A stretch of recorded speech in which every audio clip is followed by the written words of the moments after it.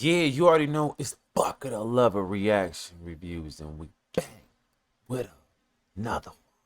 Hey, look, man, I know a lot of y'all seen that movie Belly. For real. Y'all remember Shorty? You know, little Shorty from Belly. Listen, man, we about to tap into it, man. It's a crazy world we living in, you hear me? And anything, and I mean the slightest mistake, take you into a whole nother direction.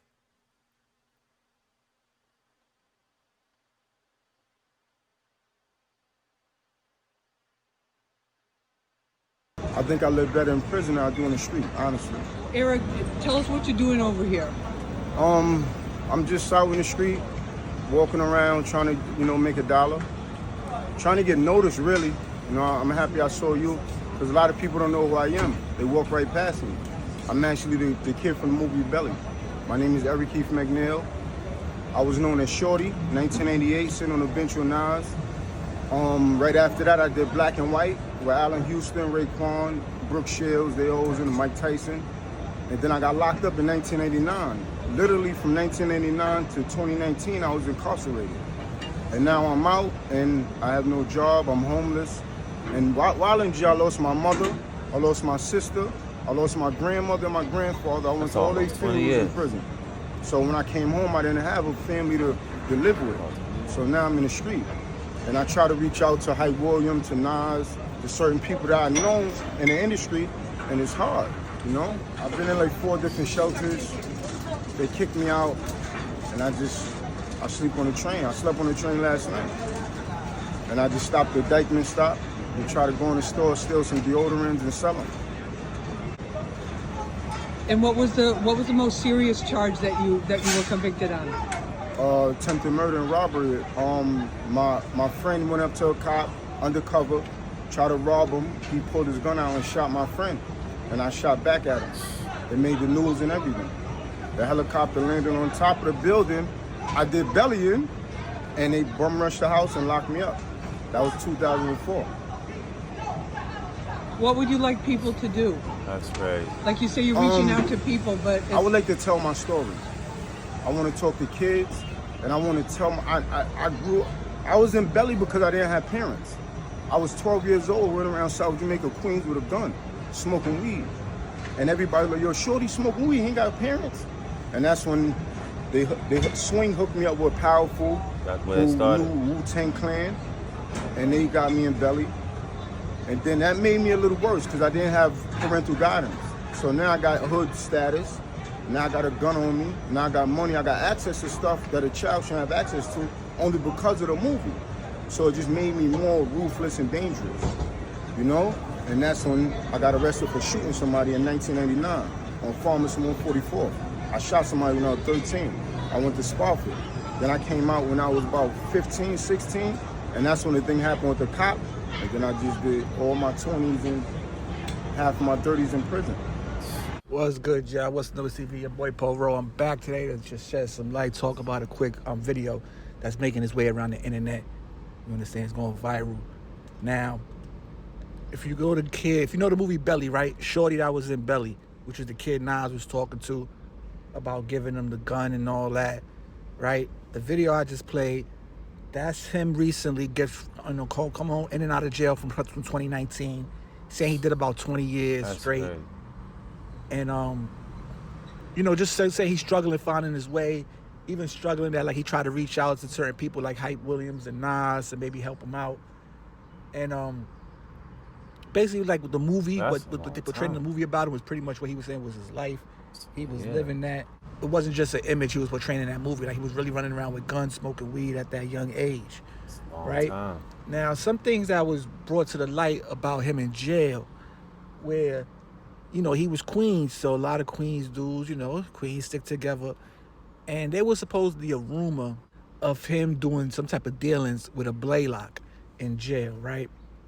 Now, in jail, that's like a big no-no with certain things. Like you can't really mingle, you can't really associate with them. So he, to his defense, supposedly he was trying to say like, oh, it was just a situation we had to take care of, like some type of business, or it was just a rumor, they lying on me. But other people was saying the rumor stuck with him throughout his bid, right? To where people started, certain people started treating him like hands off, like I can't deal with boy no more, like I can't mess with boy because boy got that mustard on his jacket, right? Now, I don't know for sure. I wasn't there, and people that was there were a couple different people that spoke about this. You know, the people that spoke about it, they not 100% sure. They wasn't there when this supposed rumor took place, right? But they still But had you to fall gotta back think from him. about it. So You gotta think about it, man. Like, that movie was 20 plus years ago. A lot has changed. A lot has changed, and he right. I'm saying, like, he ain't had no guidance. You can't really blame the ones that don't. They just out there in the streets, and the streets is teaching them everything. The streets will teach you, but it won't love you back. See?